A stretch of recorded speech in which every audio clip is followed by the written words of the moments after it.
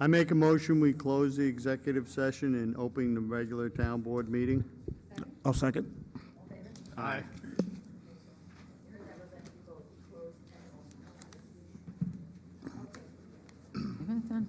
Okay, welcome everybody to the Town of Orangetown Town Board meeting of October 14th, 2025. Councilman Paul Valentine. Here. Councilman Jerry Vittori is absent. Councilman Brian Donahue. Here. Councilman Dan Sullivan. Here. Supervisor Teresa Kenny. Here, and we're going to start with the Pledge of Allegiance. I pledge allegiance to the flag of the United States of America and to the republic for which it stands, one nation, under God, indivisible, with liberty and justice for all. Okay. A couple quick announcements. This Saturday, October 18th, from 8 to 11:30, we're going to have our annual, I guess twice a year we have it, our shredding event, hosted by our Orangetown clerk, Rosanna Sfraga, with Rockland Green. Again, we just ask that you bring non-perishable food items. Again, from 8 to 11:30. There's a limit on the number of boxes or something, isn't there? A limit on the number of boxes? Yeah, three boxes. So, we. Really big boxes. So it's Pearl River Day on Saturday. It's not on here, but this Saturday is Pearl River Day. That's from 11 to 6 p.m., rain or shine, on Central Avenue. And then on October 25th, at our farmers market, we're having a special guest, NBC's Produce Pete. For anybody who's a geek like myself, he does a segment on farmers markets on NBC on Saturday morning. So anyway, and that's it as far as announcements. We do have a presentation from Tri-B to Limited regarding a petition for a PAC zone designation for 77 East Central Avenue and 80-84 East Washington Avenue in Pearl River, which is an agenda item on here. So, Mr. Brenner, if you have...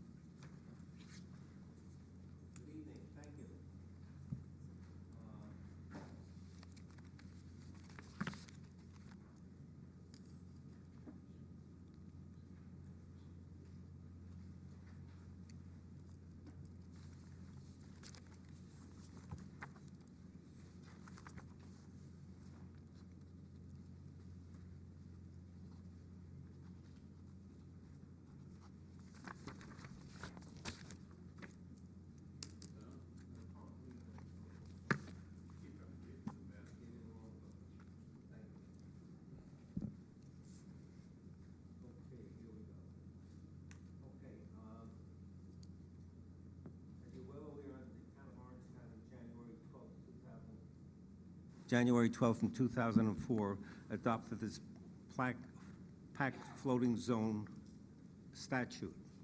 And in the statute, they were addressing certain needs that senior citizens who reside in the town. The town board, with their planning consultants, saw a means of bringing this kind of housing to the downtown area. My client, Tri-B Second Limited, acquired a building and property in the business district in Pearl River as identified as 77 East Central Avenue, 80 East Washington Avenue, and 84 East Washington Avenue. After fully examining the structure with the engineers, the architects, and the building advisor, the owner determined that this building could be developed to its full potential by gutting the existing structure and installing new office retail space on the first floor and senior citizen housing in the form of apartment units on the second and third floor.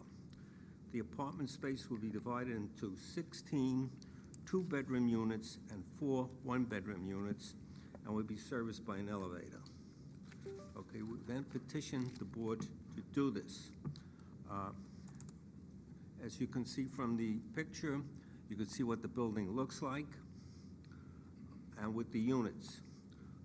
I was going to do right now is going to have the architect explain the units that he's going to be putting in. I'll have Jay talk about how we're going to put the parking in, and then we will be open to any questions.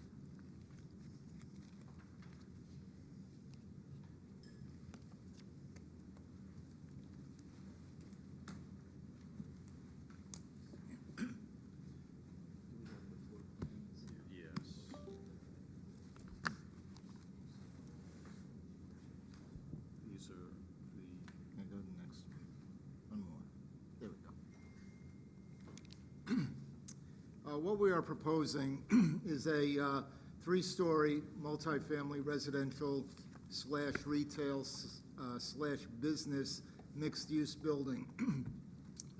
The first floor is 9,783 square feet for retail and business space. The plan you see before you is the second and third floor, which are identical, and they, as Mr. Brenner said, provide 10 units per floor, 2 one-bedrooms on each floor, and 8 two-bedrooms on each floor. The one-bedrooms are 667 square feet with 1 bath, and the two-bedroom is 910 square feet with 2 baths. There are remote stairwells at the east and west ends of the north and south ends of the building, and an elevator for the accessibility to the second and third floor. All the units are designed to be accessible by the handicap. They have the clearances you need for pull and push doors, as well as the bathrooms. In at least one bathroom in every unit has the turning radius for a wheelchair. All the doors are wide enough. They're all 3-foot wide doors, which meet the barrier-free requirement for a 2-foot 8-inch opening. The building will be fully sprinklered. Each unit is basically compartmentalized, and what that means is there's a double wall between the units for both fire protection as well as sound transmission, to minimize sound transmission. The exterior of the building, and if we can go back to the renderings, let's stay at that one. The exterior of the building will be a combination of brick and stucco. On the front elevation facing east central, the brick goes up to the top of the first story, and then there's a stucco above. On the other 3 elevations, we basically have a base of masonry, brick, and then the rest would be stucco. That's pretty much a description of what we're proposing architecturally. Any questions that I may answer? I'll wait until you're done, I guess, with everybody. All right, thanks. All right, so my name is Jay Greenwell. I'm the land surveyor, planner. This is really an ideal location in downtown Pearl River. The area is accessible to all services, as you obviously well know, walking distance for anyone living here. The existing building, which is shown here, this is a survey showing the existing conditions. And the existing building here faces Central Avenue, and this is the access to the back parking area, these 2 properties here on the East Washington Avenue entrance. What we're proposing to do is create a 5-foot aisle on both sides that would be an area that would be able to be walked through for emergency access and so on the west and the east side. And this entire area would be, there would be an additional pavement, and we would put a parking area in the back. Now, if I can go back to the other set of drawings. This is a site plan showing the parking area in the back here. These spaces would be allocated for the retail and commercial on the ground floor, and the remaining spaces would be available. There are 53 spaces altogether, with 20 units proposed, as Al mentioned, 16 2-bedroom and 4 one-bedroom unit. We had reconsidered how much retail we were going to put on the ground floor, and the reason being is that the rear of this building is not going to be as easily accessible to the public. which would primarily be accessing the building from the front or south entrance.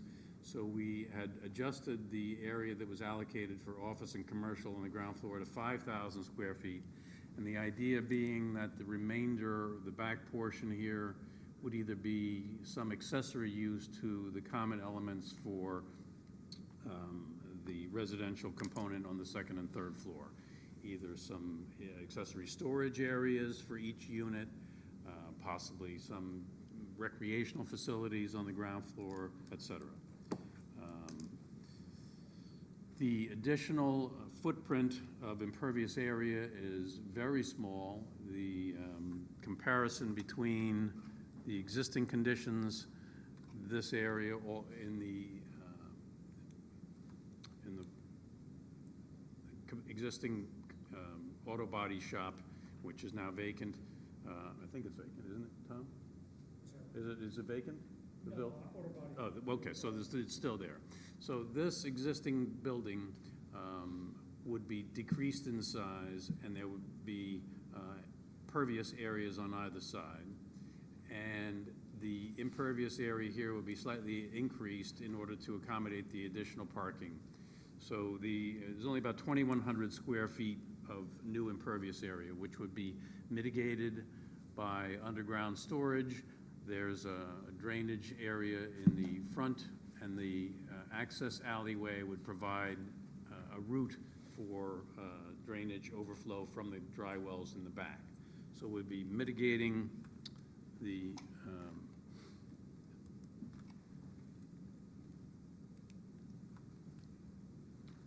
this area here would be a dry well gallery size to accommodate the 2,100 square feet of impervious area, which would be discharged into the street drainage on East Central.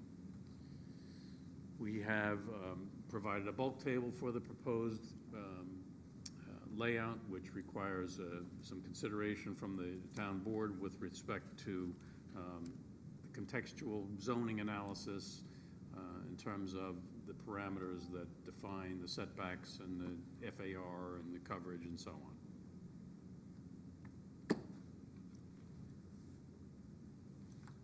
Thank you.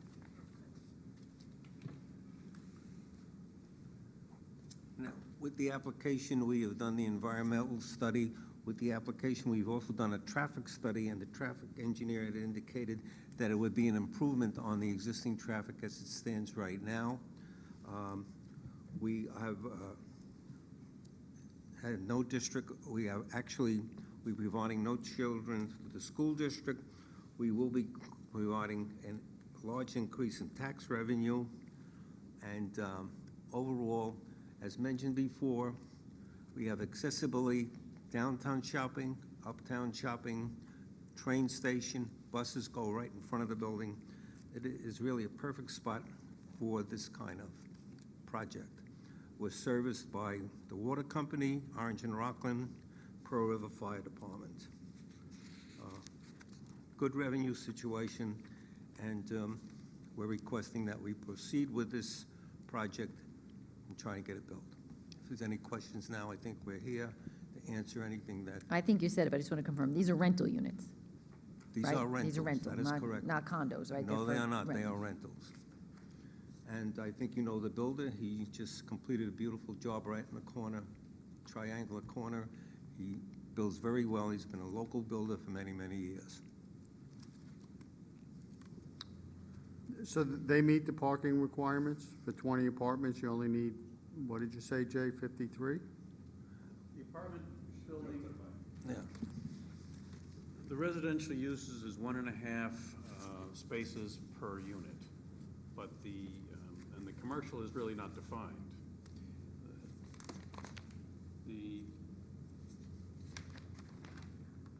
So you need 30 spaces. How many did you have? Residential. 53 spaces.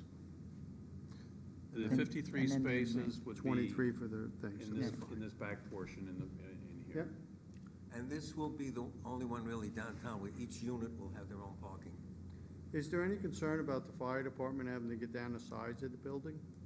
I know you have a 5-foot ease, but it's fully sprinklered, which is a big Correct. asset. The building would be sprinklered, but there's really no access now. We're providing It's basically wall-to-wall building as it Right. stands now. We'd be shrinking that footprint 5 feet on either side. That's true. As of January 1st, I think everything has to be all electric. Hopefully not. Anybody, questions? Just why pack? I- Why not just rental units, out of curiosity? Well, we had this conversation. I think our current law is kind of in place for a PAC versus if we would have to do a zone, Okay. more of a zone change, if that makes any sense. Okay, You know, but that's what the applicant, you know. that's what they're asking Yeah. for, okay, no problem. I'm good, thank you. So it is on the agenda to accept the petition and to, circulate it around to the different agencies, so. So now's your chance to ask questions if you have them, otherwise, I'm good. I read the petition. No, I'm good too. Looks good. Okay, thank you. All right, okay. Okay, we do have one discussion item on here regarding the food truck permits, what we've been working on for what seems like a very long time. Mr. Town Attorney, you want to give us an update? Sure. So, as Supervisor mentioned, we've been talking about this for quite some time, and really been trying to accommodate the different food trucks that are out there. Some are just kind of float around, some are in a set location. So we set it up that there's 4 different types of permits that would be issued. And this is just for discussion, by the way. When if the board's okay moving forward, we'll set it for a public hearing. But just generally, It was in the backup. I think we had it up, right, Right. where's Allison, right? We had it in the backup, yeah. but just generally speaking, there would be 4 types of permits. One would be what's called an annual floating permit, where you could operate anywhere in the town except on residential property for up to 6 hours once per month. And there's more detail to it, but that's an example of somebody who goes to, for example, the parking lot where Dunkin' Donuts is. They can go there maybe once a month, obviously with permission of the owner, and get a permit to do something like that, and then maybe go somewhere else. An annual location permit is to operate at one location. Again, that's an empty lot in a non-residential district. Again, there was an example of that on Route 303 where a food truck was operating. Again, that's a non-residential district. Another one would be a private event permit, which would be able to operate at a residential property up to 2 times per year. You know, for a private party, you often see it maybe at a graduation party, something like that. So you'd get a permit for that. You wouldn't need a separate one if you had the annual floating. And then a special event permit, again, for something like Pearl River Day or Italian Feast or one of those types of festivals or parties or whatever you want to call it. So there'd be provision for separate fees for each permit, but the one thing they left up to the board is about whether or not to allow them to play music. But we can discuss that as part of the law to either prohibit that or left it. What's that? No music, what the hell? Okay, that's one opinion for no music. I don't know if anybody else has an issue with or without music, but. Excluded ice cream trucks already, Right. They already go with a. because they have music. They The have hawking that and peddling permit, and they do have music, but. So if the board is okay with it, the next step would be to set a public hearing sometime in the future, and hopefully before the end of the year, and then we can get it running for January, if the board's amenable. I'm good with it. Okay, so it's in your backup, so take a look. If you have any problems, let Rob know. And while we're on the topic of food trucks, just to make the announcement that we are having a food truck festival at the same day as the Farmers Market in Pearl River on November 8th. So hopefully our law doesn't apply and they can play music. Not be effective yet. Okay, very good. Okay, on that note, we will work to workshop our agenda items. So we have to amend a couple of resolutions because there was a printing, getting it published issue. So we had public hearings that were originally scheduled. We are moving them to October 28th, so it's for the libraries and everything with the budget. So first one's the blowout fire protection. We're moving to October 28th. The next one is the libraries. The libraries are moving to October 28th. And then we're moving the preliminary hearing on the budget, so all to the 28th. So that's 3, 4, and 5. Number 6 is the accepting the petition that we were just discussing with the request for the zone change and to direct circulation of the proposed local law around to the different agencies. 7 is setting on that matter. Depending, of course, what comes back from comments and things like that, we can always adjust that, but we wanted to get it on the calendar. 8, 9, 10, and 11, Superintendent of Highways Jim Dean made some appointments. Jim is the hiring authority, and he has the right to hire whoever he wants, so You may want to combine that when it comes time to vote. works to me. Number 12 is reclassifying a position in Parks and Rec. This was, I know, was discussed. He did what we call a desk audit, which basically is a PO 27, went to the county. They found he was doing additional work, and there was some back and forth, but basically this is reclassifying his position to a different title and a different grade. So it's all set there in the resolution. We do have some combined and approved. These are lend assistance. So Saturday, October 25th. It's always a really fun day, even for us grown people, if you want to go down to the parade. And we have a lend assistance for the 2025 Tappan Fire Department. The last couple of years, it's they're looking to lend assistance on. Agenda, can I? Comment? Second. Reminder for those who may be new, we do have a 3-minute rule. We don't engage back and forth. You're more than welcome to ask questions, but we don't, answer them as you're standing at the podium. We will wait until everything's done, and we will or will not answer questions as we deem appropriate. The first one, we just ask that you state your name for the record, and again, what hamlet or wherever you're from. Okay, so the first person it says is Robert Lord.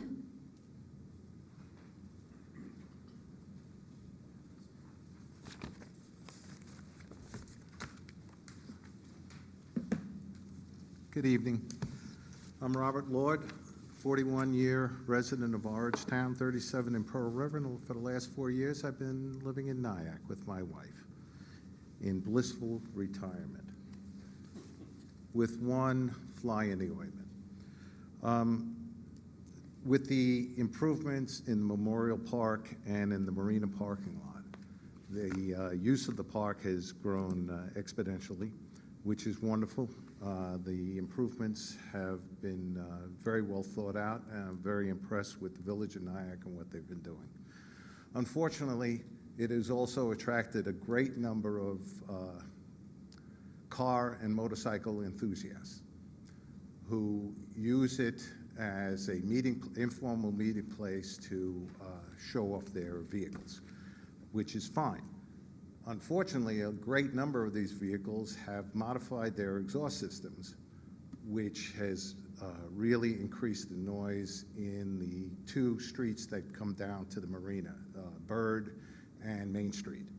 And I thought we could resolve this with the neighborhood calming program, but because Nyack is a village, it doesn't qualify, according to your aid, Supervisor, it does not qualify for that program. We had petitions signed by approximately 65, 70 residences in that area, and it's been brought to the village board a number of times. Unfortunately, their response is for OPD, to call OPD and have OPD try to handle the situation, which they've done a decent job. They come at 10 o'clock when the park's closed and ask everyone to leave the park. But unfortunately, when they do leave the park, they all want to let the residents know that they're leaving the park, and so these exhaust systems are really put to the test. I believe the state law is above 86 decibels. On a good Saturday night, I'm counting, because I live at 3 Main Street, I'm counting 35 to 55 between the hours of 10 and 2 in the morning. In April of 2022, a sleep law was signed by the governor, which allows the local police departments to use decibel readers, and currently there are decibel readers that will not only be activated when a vehicle goes by at that over that legal limit, but also take a picture of it. Rather than having our OPD spend their time doing this, it would be great if we could look into putting up a couple of these devices, which are about $1,500 a piece, on a couple of the telephone poles, and then using that to try to allay the situation. Okay, thank you. You're more than welcome to reach out to my office, email my office, supervisor@orangetown.com. Sure. Because this is all new to me. I don't know if that is a code enforcement thing versus a police department thing, so we'll put our attorneys on it to find out. So when we have our noise ordinances, it falls to our building department. So I don't know if that's in NIAC, if that's what this sleep law, again, it's all new to me, but if it is, I don't know, we'd have to look into see who can enforce it, how is it Yes. enforced, things like that. Yes, But I'll- yeah, if you I'll want to just send you me an some- email, I'll send I you some to appreciate your it. aid, and then we can discuss it further. Sounds good. Especially something about that noise reader that takes pictures. I think that's very interesting. Yeah, I do think it's a police department issue because it's a motor vehicle. It's not somebody playing music at their house, right? So it would have to be, I would think it's But that would be police. logical, and in New York State, That you is don't true. always follow logic. But if you got information, I think you Sure. came with a solution, and I like that. Yeah, and just a it complaint. also applies to vehicle shops that install these. They can also be fined. Then this went into an effect April of 2022. All right. Thank you. Thank Thank you, you. thank you very much. The next person that has signed up is David Rosen.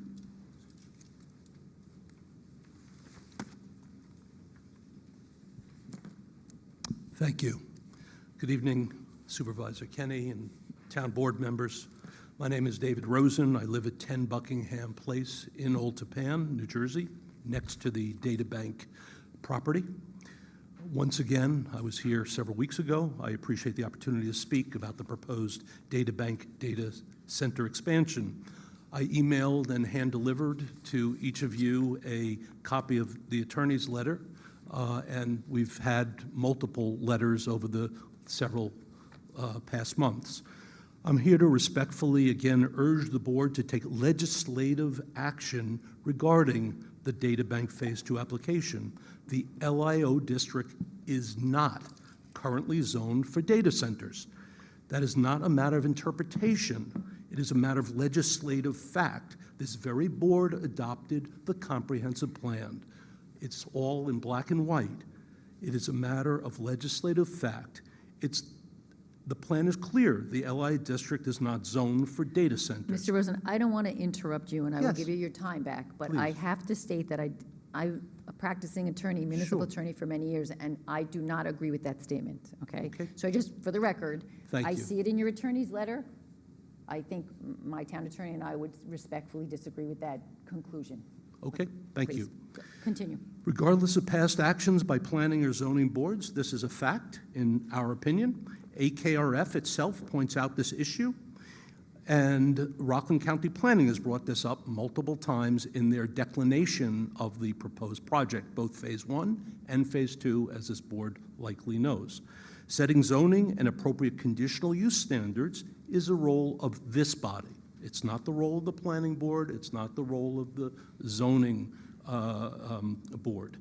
Until this board formally amends the zoning plan, we are asking for you to please take a look at the zoning requirements, to please put in, if you want data centers, you're entitled to put together zoning proposals and put together, please, conditional standards that are fair and reasonable to reflect the complexity and the intensity of the current scenario of these huge and massive data centers, which go way beyond what an LIO district, in our opinion, was intended for. At a recent meeting, we brought this to your attention. Supervisor, you brought up, for example, the Maggie case. We looked into the Maggie case. The Maggie case specifically, as we understand it, was dealing with a change of an already permitted use in the data center of a permit that was already issued. That is not the case here. In our opinion, it's not a permitted use, as the comprehensive plan clearly outlines, and certainly no permit for Phase 2 has been permitted. In fact, as you likely know, as we've shared with you, the resolution that allowed them to build Phase 1 specifically said the applicant understands it could not build Phase 2 without the land bank parking. Thank you. Thank you. So I'm just going to, because, you know, again, I've studied the McGee case. Unfortunately, I always brag that I was not in the town attorney's office when the McGee case happened. I'd like to think if I was, it would not have happened. But that case did cost the town many millions of dollars. The point I'm making is that this matter is before the planning board, and they're a distinct board with distinct rights. And last week, Mr. Mandel came up to me and I said, we trust you guys. You've been appointed by us. We trust you'll do the right thing. I understand there may be issues with Rockland County, what they said. They didn't say land banks, but that is not our purview. So if we stick ourselves where it doesn't belong, that's when we find ourselves potentially getting ourselves in trouble. Just on the issue of the zoning, I think it's important to remember that there was 5 previous data centers that went in. This is the 6th.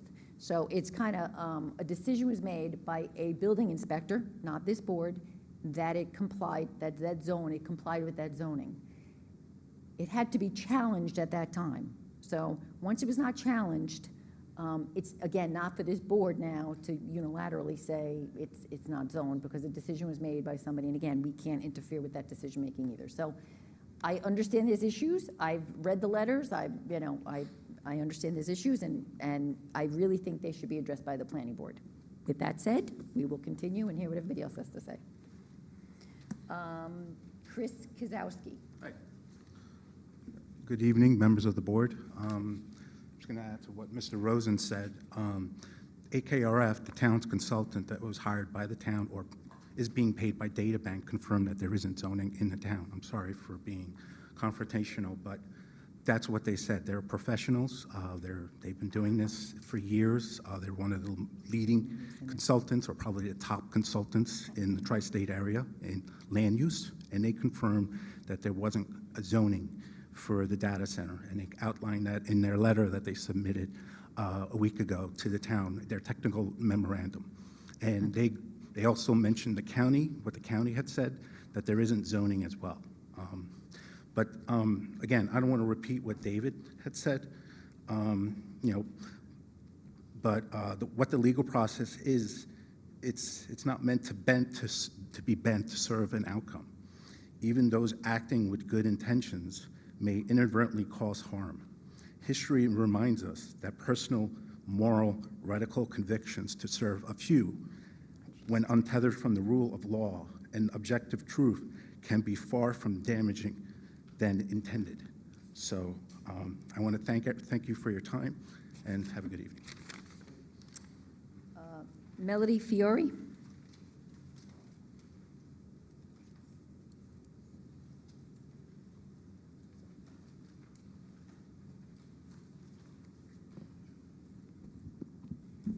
Good evening. My name is Melody Fiore, and my family has lived at 99 Hunt Road in Orangeburg, New York for more than 50 years. I'm here tonight because my home is being put at risk by 2 serious issues: the Orangeburg Sewer Pump Station and DataBank's Phase 2 expansion. My property directly abuts both. For over 3 years, I've documented and alerted the town about the noxious odors from the pump station. These discharges happen daily, often at night and weekends, waking me from sleep, forcing my family indoors, and making our property smell like raw sewage. The town's only response has been to add more chemicals. That is not a solution. Orangeburg's own code prohibits odors that interfere with the use and enjoyment of property. New York state law also recognizes odors as unlawful air contaminants. This is not just unpleasant. It's a violation of law and of our rights as residents. Data Bank, Phase 1 was pushed through despite zoning issues, environmental concerns, and public objections from Orangetown residents. Now, Phase 2 proposes 12 more diesel generators, 60 rooftop AC units, and a 70,000 square foot electrical substation just 229 feet from my home and within 300 feet of other Orangeburg residences. Diesel exhaust is a known carcinogen. The risk of fire and harmful EMF emissions will be constant. Data Bank already has had an electrical fire. I smelled the smoke from my yard, even photographed. Beyond health and safety, there are serious zoning and procedural flaws. I know you don't want to hear this, but the LIO district is not zoned for data centers, confirmed by AKRF and this board when you adopted the comprehensive plan. Data Bank made binding commitments to the zoning and planning boards during Phase 1 that they would not pursue Phase 2. They also agreed to provide land-banked parking. Phase 2 offers none. So tonight I'm asking for you to retain a third-party expert to inspect the pump station and recommend solutions. I'm also asking that Data Bank's application cannot advance due to zoning in non-compliance. And if zoning is ever resolved, require a positive declaration under SECRA and a full environmental impact statement. We are Orangetown taxpayers. We are not collateral damage. This project is not properly zoned, it breaks prior commitments, and it puts our health and safety at risk. Thank you. Qui Fan?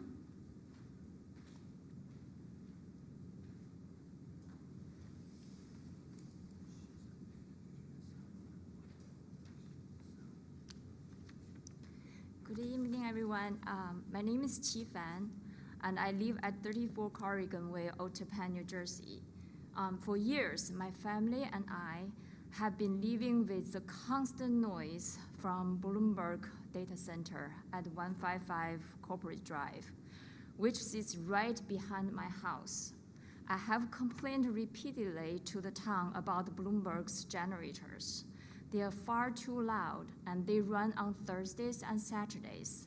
In fact, last Thursday and Saturday, I measured the noise from my backyard, which reached up to 75 decibels, well above the residential limit of 55 to 65 decibels. On both days, the generator ran nonstop for 6 hours. I have been communicating with Orangeburg Building Department since August, but no action has been taken, and the situation has not improved at all. So the U.S. Department of Housing and Urban Development considered average noise level between 65 to 75 dB normally unacceptable for residential areas. Continuous exposure to noise level above 70 dB over time can cause hearing loss. So now, with Data Bank Phase 2 proposal, I'm deeply worried about the cumulative impact. We already live with Bloomberg's noise, and now Phase 2 would add a 70,000 square foot substation, 12 diesel generators, and 60 rooftop air conditioners to the 146,000 square foot Phase 1 data center, resulting in 24 diesel generators and 120 rooftop AC units in one area. It's a public health and quality of life crisis.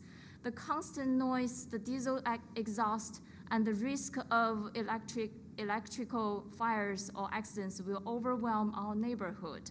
The town is already aware from my Bloomberg complaints that enforcement has been insufficient.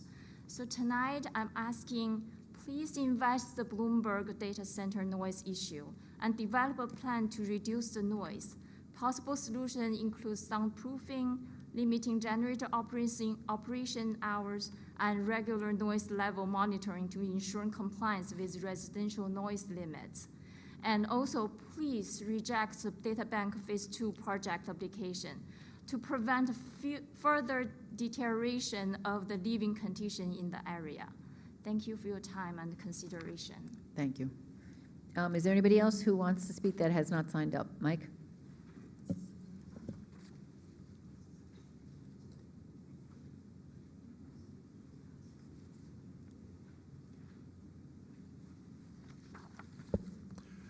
Good evening, Supervisor Kenny and members of the Town Board.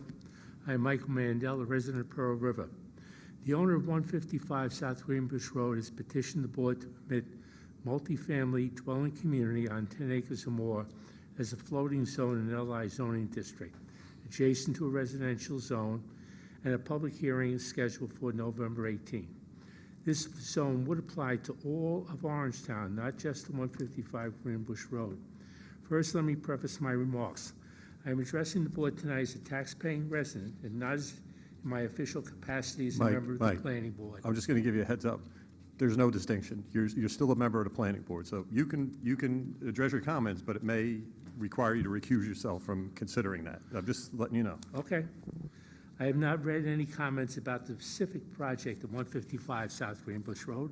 I have no opinion as to its merits. I am addressing the proposed town-wide floating zone, which has the ability to dramatically change the character of a community. I believe that members of this board take their responsibility seriously and would not consider voting on it without first knowing exactly which locations and communities in Orangetown would be impacted by the floating zone. And if there is not a list, one should be prepared and made available to the public at least 1 week before the meeting.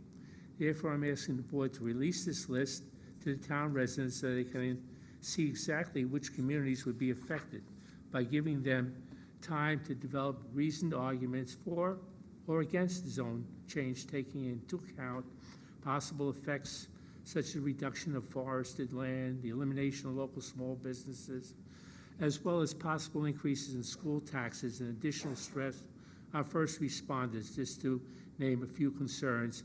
Has nothing to do with the 155 South Greenbush Road project, has to do with the overall as it affects the town. Thank you for your time. Thank you. Is there anybody else who has not signed up? Eileen?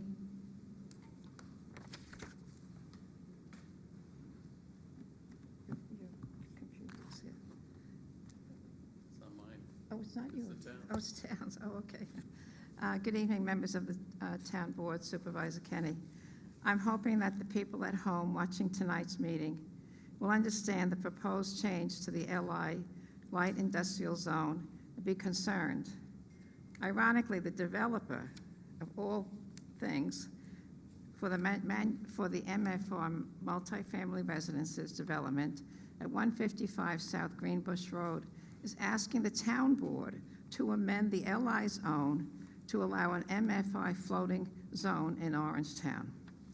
He plans to build a 4-story rental building with 140 1 to 2 bedrooms and 20 townhouses, all rentals, on 303.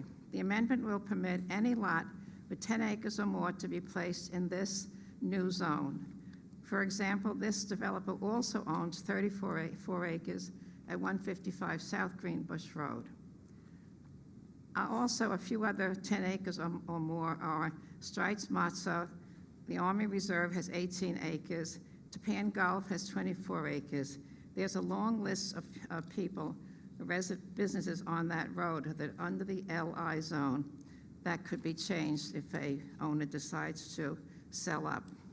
The developer says the adoption of this MFR zone will facilitate the development of a range of housing types in town.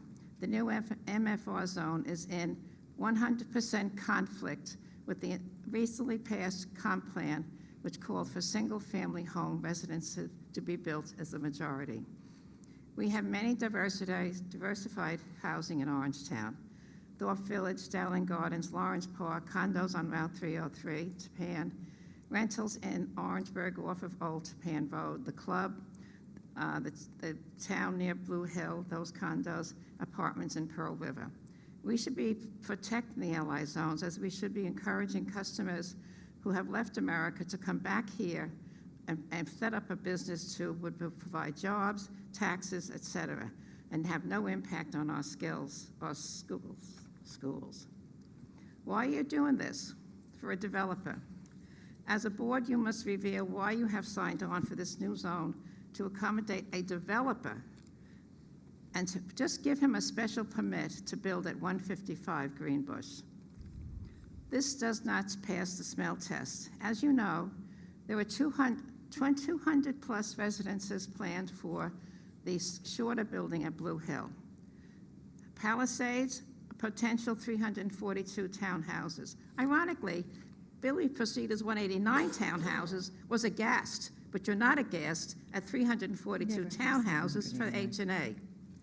Also, the houses on 303 would be 162 more residences. Has the school, that is the most obnoxious noise.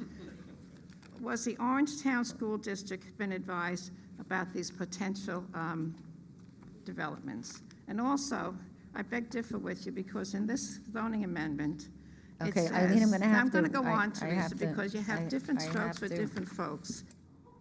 Application, you have the right to rezone and waive certain parts of this section at the time, to have the power at the time of rezoning to waive or modify such requirements as continued hearing. Eileen, please. It's not fair. I let everybody finish up their sentences.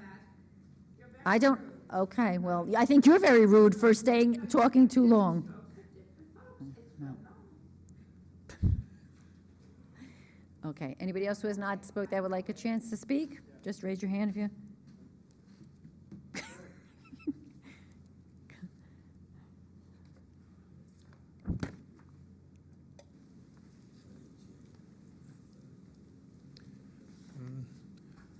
Good evening, Town Board. I'm a longtime resident of Spark Hill, and have been so for about 28 years. Excuse me, can you state your name? Oh, I'm sorry. My name is Rodney Pikett. I'm a Spark Hill resident. Ronnie, just pull the microphone up a little bit. I'm proud to be a member of the Orangetown community. I've been a Spark Hill resident for over 28 years and hope to remain so for a decade more. However, New York State is very unforgiving to its retirees. The leadership of this board is second to none and is a shining example of how a municipality should be governed. I'm not sure if this is the proper way to do it, if it's appropriate to come before a public venue with hat in hand. Perhaps I could have mailed this via email. But my purpose for appearing here tonight is to inform you that one of your proud Tappan residents is being honored by the Nyack High School Hall of Fame as one of 9 inductees on Thursday, November 13th, 2025. Eva Kohler is a 1995 scholar athlete who lettered in soccer for 5 years, softball for 3 years, and most notably, basketball for 5 years. Eva held the girls' basketball scoring record with over 1,600 points until the great Tappan Zee girls basketball star Stephanie Cleary shattered that record some years later. It's worth mentioning that Stephanie Cleary coaches Eva's middle school daughter Zaria, and they have been close friends for years. I'm hopeful. I've been to a few of these Hall of Fame dinners, and I've seen one other supervisor. He has schools that fall within his jurisdiction support its inductees with a journal ad. So I come here with hat in hand, hoping that this board could find the funds. I know it's difficult these days with the Trump tariffs. But if you could find a few dollars just to purchase an ad for Eva Kohler, one of your residents in Tappan. She may very well be one of the greatest athletes ever graced the halls of Nyack High School, and she speaks fondly of Mr. Troy, who officiated some of her games when she Oh, there's something wrong with her then. Yes, she does. So, I had to check. So can I just approach, please? Absolutely, absolutely. That's a first. We got hit up for money from the podium. Thank you for your Thanks, time. Rodney. Thanks. Oh, it looks like, I don't know, Brian, would you, I think it's only one, we're gonna have to make a set. Yeah, I think we'll get copies made. Okay, so anybody else who has not had a chance to speak that would like to? No, going once, going twice, motion to close? I make a motion to close the public comment. I'll second. All in favor? Aye. Okay, so I do want to address a couple to do with this 155 South Greenbush, which of course is not on the agenda tonight, so I didn't bring my stuff with me. So I'm going to let the town attorney explain the whole concept of floating zone and why we went with it, so that it does not apply to every other LI zone in the town. Right, I didn't bring my papers either, but what I can say is, right, a special permit would be something that would have to be entertained. If the law were to be passed, it would be a floating zone. Any properties that meet the eligibility requirements, such as the 10 acres, would petition the board, very similar to how the matter before the board tonight, to have that zone applied to their property.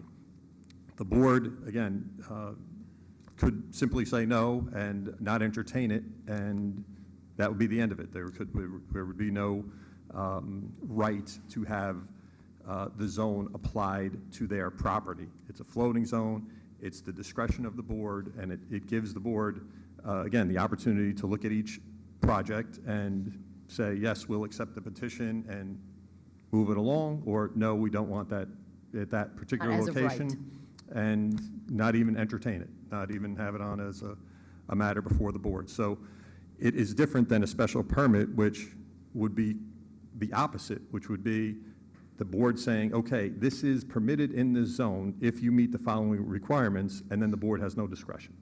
So the board has much more discretion doing it this way by having it as a floating zone that each time the applicant has to come in and the board can either entertain it or not.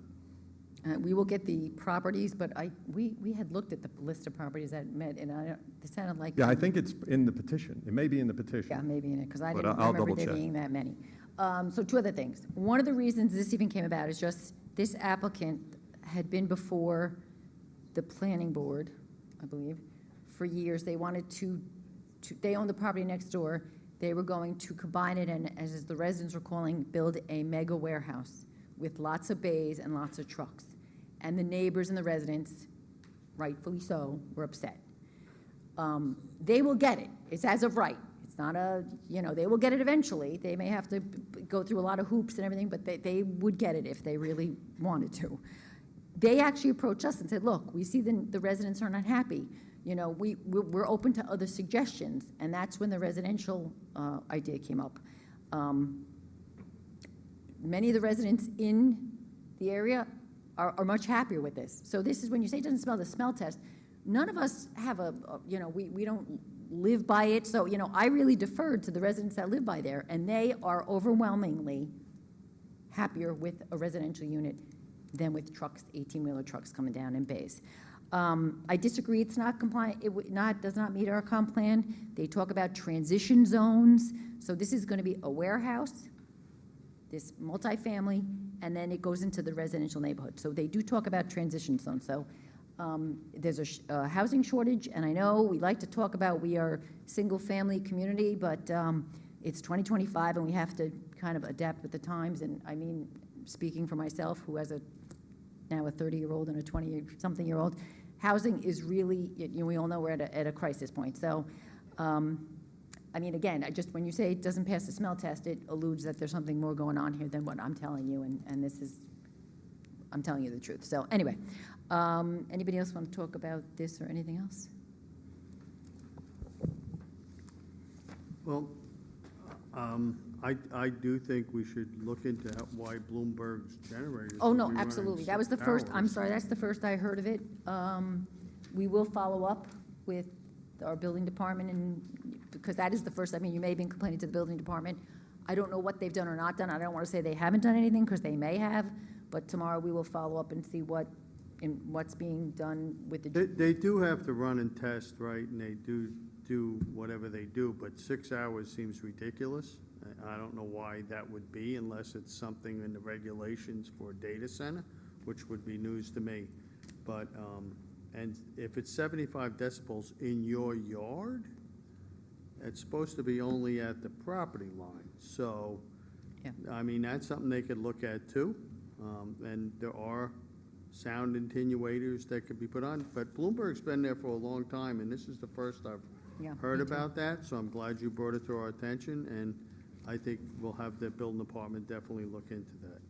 And the same thing with the sewer treatment plant that you were talking about. I think we'll talk to Eamon to see if there's something that can be done. Again, this is, you know, I go over to the baseball fields over there. I haven't really smelled it when I was there, but it could be just the way the wind's blowing that day, right? So, but my grandkids all play over there, so I'm there, you know, once or twice a week, and I haven't smelled it when I was there, but again, it could just be timing. Okay.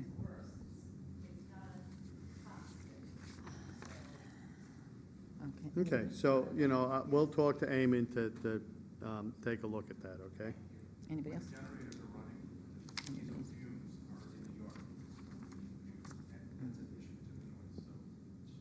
Brian, anything? I'm good. Okay. What I'm going to say is that I think all these issues need to be brought up to the planning board. You know, I feel, The existing ones we'll have the town look at to see what the right, story is, as that's far all. as never noise and like that. Okay.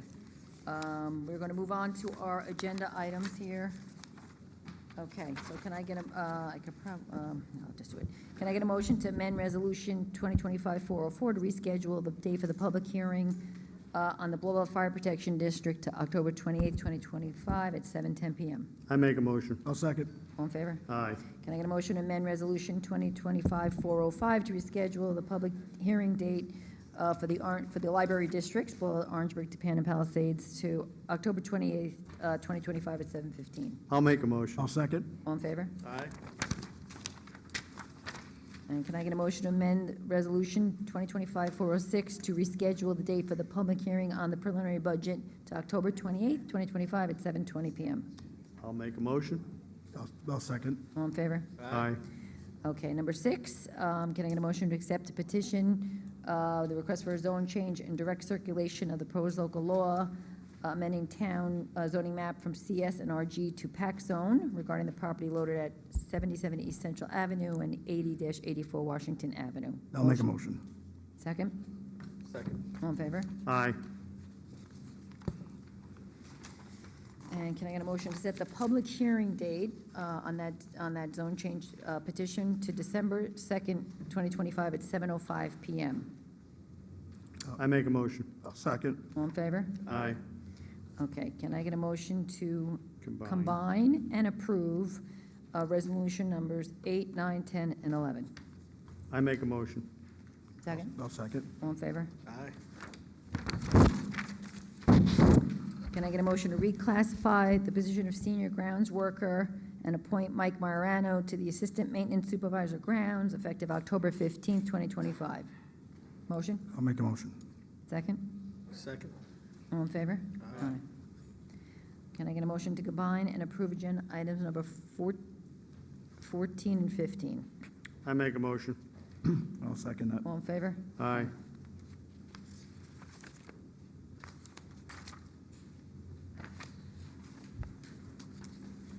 Thank you. Thank you. Thank you.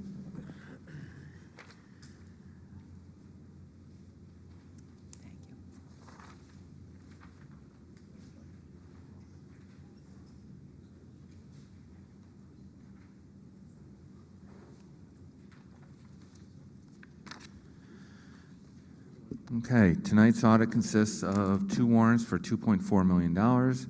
Items of interest, number 1, Rockland Paramedics, $132,000 for September paramedic services. Number 2, Troon Golf, $205,000 for golf course maintenance contracts. Number 5, Aerold Construction, $56,000 for sewer rehabilitation, bonded money. Number 6, Capasso, $111,000 for recycling. Number 12, Department of Civil Service, $1 million for healthcare benefits. And number 14, Sport Tech Construction, $539,000 for tennis court renovations, and that's bonded money. Any questions on the audit? No? Can I get a motion to accept the audit? Make a motion to accept? I'll second. All in favor? Aye. Okay, we do not have executive session unless anybody has anything that I'm unaware of. No? All good. So in that case, we are going to adjourn. We have a couple of adjournments. Joseph Brosnan, a resident of Blauvelt and father-in-law of Orangetown, Police Chief Butterworth. Carol Crane, a resident of Blauvelt. James J. Curtin, a resident of Pearl River. William Billy Daggett, resident of Nyack. And Margaret Peggy Colduck, a resident of Pearl River, who was going to be 103. I've gone over for her 100th birthday, went over for her 102nd birthday, and I was all scheduled to go for her 103rd birthday, and she didn't make it. But anyway, she was a lovely woman. Anyway, so can I get a motion to adjourn in memory of these individuals and close the town board meeting? I make a motion. I'll second. All in favor? Aye. Okay.